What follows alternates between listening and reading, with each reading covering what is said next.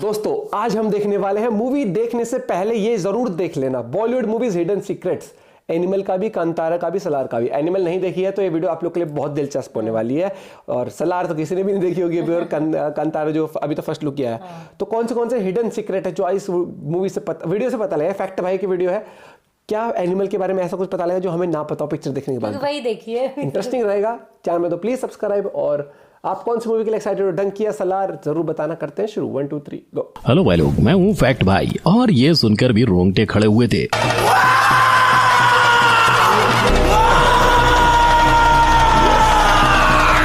और अब कंतारा के एक लुक ने रोंगटे खड़े कर दिए हैं। पर फर्स्ट लुक देखकर सब परशुराम या शिवजी के वंशज होने की डिबेट में अटक गए हैं। लेकिन इसकी डिकोडिंग से पहले फैक्ट भाई इस सीन पे लाइट डालेगा,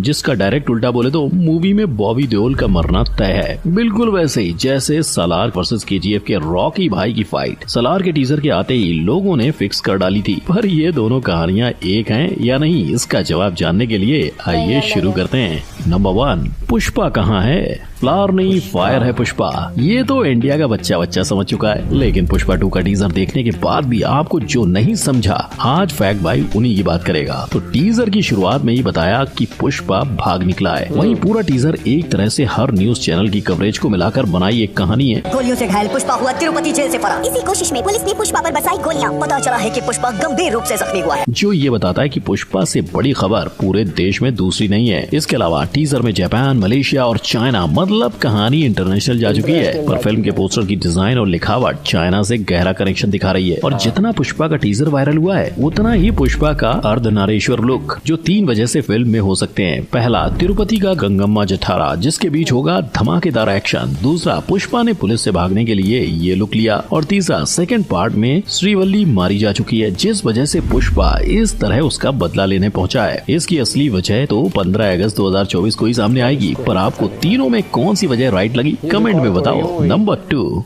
वर्दी जिसकी जान। सोल्जर्स की ड्यूटी है देश की रक्षा के लिए दुश्मन की जान लेना। इसी सोच ने सैम मोनिकशॉ को सैम बहादुर बनाया था। और 1 दिसंबर 2023 को रिलीज हो रही इस फिल्म के ट्रेलर ने साफ कर दिया है कि फिल्म में नाम की डायलॉगबाजी नहीं, अपनी लाइफ में 5 वॉर देखने वाले एक आम आर्मी ऑफिसर से इंडिया के सबसे पहले फील्ड मार्शल बनने वाले उस ऑफिसर की कहानी है, जिसने कभी भी अपनी जान को अपने वतन के ऊपर नहीं रखा। और ट्रेलर देखकर ही आप ये भी समझ जाओगे कि मेघना गुलजार ने इस फिल्म में हर एक छोटी से छोटी डिटेल को इस तरह मूवी में इंक्लूड किया है कि आप उन्हें नोटिस किए बिना रह ही नहीं सकते। जैसे उनके वर्दी पे लगे स्टार्स और दूसरे बैचेस। यही नहीं, फिल्म में उनकी फेवरेट बाइक भी दिखाई गई है, जिसे उनके दोस्त 1000 रुपए भेजने का प्रॉमिस करके पाकिस्तान ले गए थे, पर वहां पहुंचकर भूल गए। और जब 1971 में पाकिस्तान ने अपना आधा हिस्सा खोया, तब सैम बहादुर बोले कि उन्होंने 1947 में लिया लोन आधा देश देकर चुका दिया है। नंबर 3, पापा मेरी जान। उन्होंने नरेशन खत्म किया, मैं कुछ बोल नहीं पाया, मैं सीधा अपने बाथरूम में गया और मैं अपने आप को शीशे में देख रहा था, थिंकिंग कि यार ये क्या सुना दिया इसने, मैं ये कर पाऊंगा कि नहीं। और ये कहना जायज भी है, क्योंकि एनिमल के ट्रेलर का पहला ही सीन काफी तगड़ा है। ट्रेलर में भी था, पापा सुनाई दे रहा है, बेरा नहीं हूँ मैं।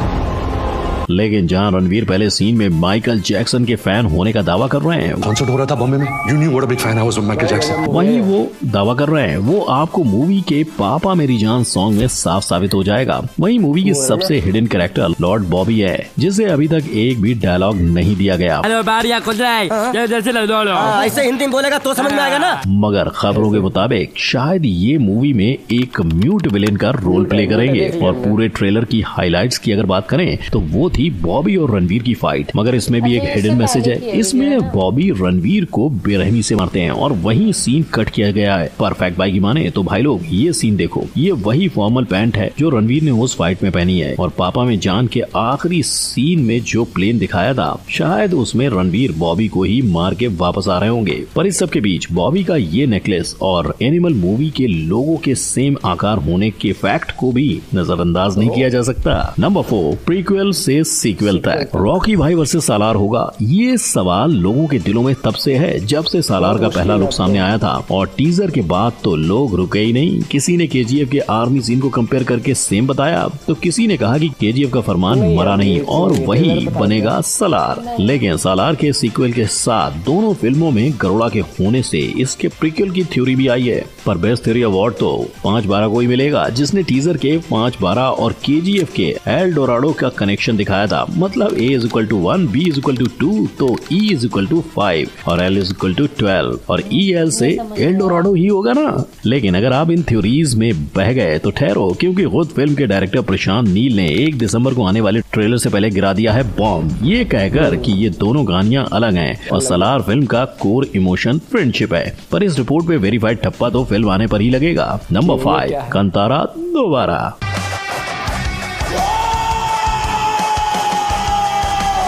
यह आवाज कई दिनों तक थिएटर्स में गूंजती रही, इतनी कि 16 करोड़ में बनने वाली कंतारा को लोगों ने करीबन 400 करोड़ दिलवा दिए। और वही मैजिक दोहराने कंतारा चैप्टर 1 आ रहा है। और जहां पहला मूवी सस्ते में बनाया था, वहां दूसरे मूवी के पहले 125 करोड़ खर्च किए जा रहे हैं। इसके साथ साथ मूवी के बारे में बताया जा रहा है कि ये कंतारा का प्रीक्वल यानी पहले की स्टोरी रहेगी। और अगर आपने इस पर ध्यान दिया होगा तो इस परिवार का साम्राज्य 4वीं सदी में था। इस परिवार के वॉरियर्स 3 आंखों वाले और 4 हाथों वाले थे और कहा जाता है कि इनका जन्म शिव भगवान के पसीने से हुआ था। वहीं दूसरी थ्योरी कहती है कि कदम्बाज शिव भगवान और भूदेवी की संतान है। और ऐसी ही डिटेल मूवी के पोस्टर में भी छुपी हुई है, जिसमें एक सर्कल में से कई डकैत लड़ाई के लिए आते हैं, वैसा ही सर्कल जैसे कंतारा में दिखाया गया था। मतलब एक बात तो तय है कि दोनों ही मूवीज आपस में जुड़ी होंगी। नंबर 6, डंकी। पूरा हिंदुस्तान आज लुट-पुट गया है, क्योंकि SRK का 2023 में तीसरा मूवी जो आ रही है। पहला ऐसे 2004 में हुआ था जब स्वदेश वीर ज़ारा और मैं हूं ना एक ही साल रिलीज हुई थी। पर डंकी SRK की सबसे यूनिक मूवी में से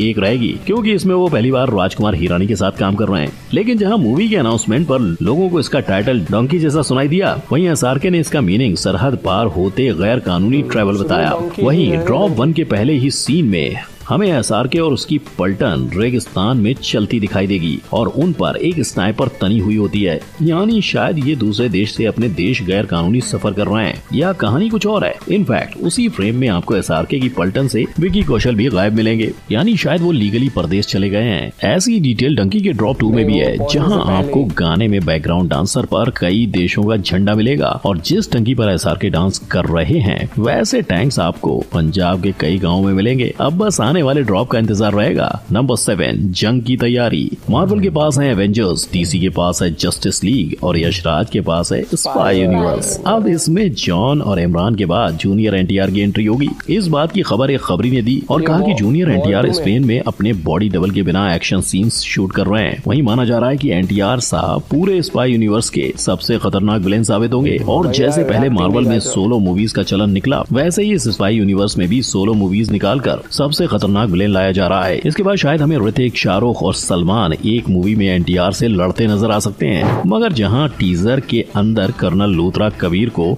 एक डार्क मिशन पर भेज रहे हैं, वो अंधेरे में रहता है कबीर, उसे रोकने के लिए तुम्हें भी उसी अंधेरे में उतरना पड़ेगा।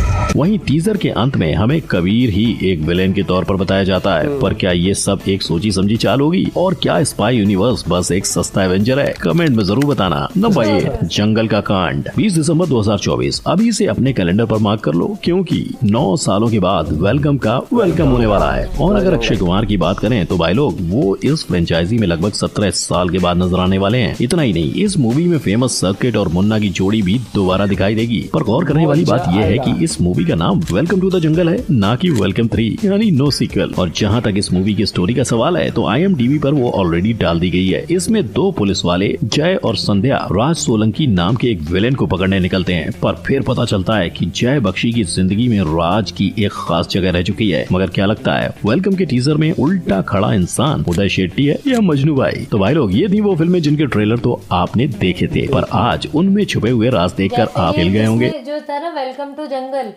जैसे स्टार कास्ट इतनी, या तो मूवी बहुत अच्छी जाती है, या वो बहुत या वो बिल्कुल ही ऐसी चली जाती है। जैसे कि उससे कौन सी थी वो, रणवीर का डबल रोल था, अभी एक मूवी आई थी, कौन सी नाचा तो सबको करंट लगा रे, अच्छा ये इतना ये सर्कस सर्कस वो बहुत अच्छी नहीं गई थी, और जबकि वो देख के ऐसा लग रहा था कि बहुत पुरानी सी जबकि पिक्चर उन्होंने अजीब सी। उसने बोला था रोहित शेट्टी ने कि गोलमाल आपने देखी है, ये उससे भी बहुत तगड़ी है, बिल्कुल भी फनी तो नहीं थी मैं वो। बोली या तो बहुत ही वैसी जाती है। कई बार वो एग्जीक्यूशन निकल नहीं पाती जैसे सोचते हैं। अब मैं एक्साइटेड हूँ पुष्पा 2 के लिए।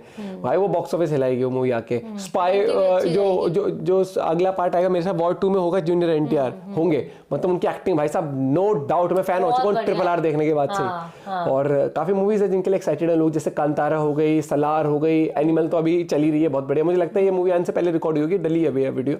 और जैसे डंकी मूवी इमोशनल फैक्टर बहुत तगड़ा होने वाला है। राजकुमार हिरानी ने हमेशा प्रूव किया अपनी मूवीज के थ्रू। और एनिमल नहीं देखी ना तो देख लो, जैसे देख ली है आपका इंस्टेंट देखते ही क्या निकला था रिएक्शन मूवी के बाद। मैं तो कहूँ पैसा वसूल, पैसा वसूल, एंटरटेनमेंट से भरपूर। और एक डिस्क्लेमर ये कि वो कैरेक्टर लाइफ में अडेप्ट करने की कोशिश ना करें, ना वो वैसा लुक, वरना लोग आपको बेवकूफ कहेंगे रोड पे निकलते हुए। बाकी अभी अगर पता लगा सलार में कनेक्शन केजीएफ का हुआ कुछ ना कुछ, और डायरेक्टर ने जानबूझ के बोला है जो उसमें ऑलरेडी जो कैरेक्टर दिया है चीनू कौन है वो उनकी भी डेथ हो, लेकिन इसमें वो बैकग्राउंड में बैठे हुए स्टोरी बता रहे हैं, तो जो कैरेक्टर उसमें मर चुके थे। हाँ ये भी हो सकता है। मुश्किल है। फैक्ट भाई लाते तो फैक्ट से भरपूर है, लेकिन देखते क्या होता है। सलार अपने आप में इतनी वो जरूरत ही ना पड़े। हाँ क्या हो गया कि अगर केजीएफ नहीं आई होती ना, केजीएफ 1 और 2 और ये आई होती डायरेक्ट सलार, तो लोग कहते हैं क्या बवाल बना दे। लेकिन अब क्या हो चुका है, केजीएफ 1 आ गई, केजीएफ 2 आ गए, फिर एक फैन बेस बन गया। तो नहीं केजीएफ जैसा ही है पूरा, अगर आप केजीएफ को हटा दो और सिर्फ ये मूवी है। अब क्या हो गया कि लोगों को हमेशा अब लोग बोलते हैं लेकिन उतना अच्छा नहीं था। अरे मैं कह रहा हूँ केजीएफ 1 और 2 हटा दो, सीधा ये देखो, तो बंदे बोल नहीं सकते कि उससे बेटर नहीं था। अब बोला भाई क्या बवाल बना दिया, तो वो थोड़ा सा रहता है कंपैरिजन वो वाला हमेशा ही। मिलते हैं वीडियो के साथ, बाय बाय, टेक केयर।